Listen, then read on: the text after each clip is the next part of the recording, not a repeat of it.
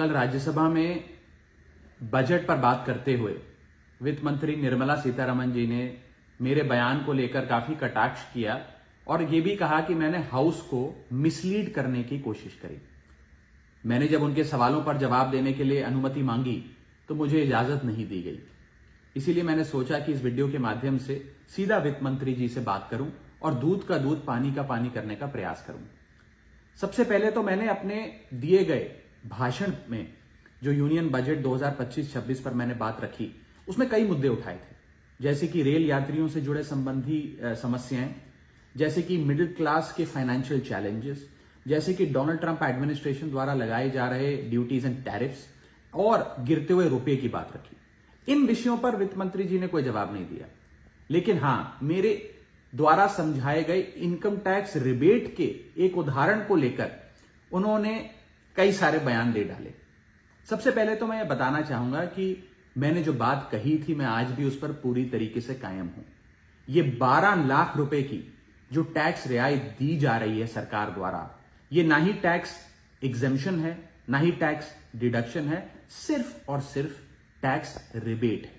यानी कि 12 लाख रुपए से ऊपर अगर आप आमदनी कमाते हैं एक वित्तीय वर्ष में, तो आपको अपनी पूरी आमदनी पर इनकम टैक्स भरना पड़ेगा।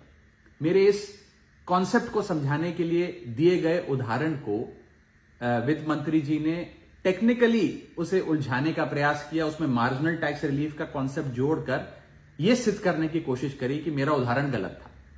मैं आपसे वित्त मंत्री जी सीधे तौर पर पूछना चाहता हूं, क्या यह सत्य नहीं है कि अगर कोई व्यक्ति 12 लाख से ऊपर इनकम कमाएगा तो उसको अपनी पूरी इनकम पर टैक्स भरना पड़ेगा? चलिए, मार्जिनल टैक्स रिलीफ 1275 तक आप दे रही हैं। आप मुझे यह बताइए कि अगर एक व्यक्ति 13 लाख रुपए 13 लाख रुपीज एक वित्तीय वर्ष में कमाता है तो उसे अपने पूरे 13 लाख की आमदनी पर अपने स्लैब अनुसार इनकम टैक्स देना पड़ेगा कि नहीं देना पड़ेगा? या 13 लाख माइनस 12 लाख की टैक्स रिबेट 1 लाख पर देना पड़ेगा? सही जवाब है कि उसे पूरे 13 के 13 पर इनकम टैक्स भरना पड़ेगा। मान लीजिए कोई शख्स 12,76,000 रुपए कमाता है साल का, तो उसे पूरे 12,76,000 पे इनकम टैक्स भरना पड़ेगा, ना कि मात्र 76,000 रुपए जो उसने 12 लाख रुपए के ऊपर कमाया।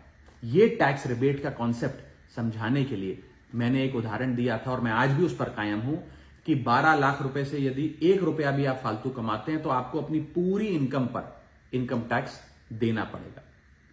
उसको मेरे उस बयान को लेकर वित्त मंत्री जी ने मुझ पर काफी व्यक्तिगत हमले भी किए, मेरे बारे में व्यक्तिगत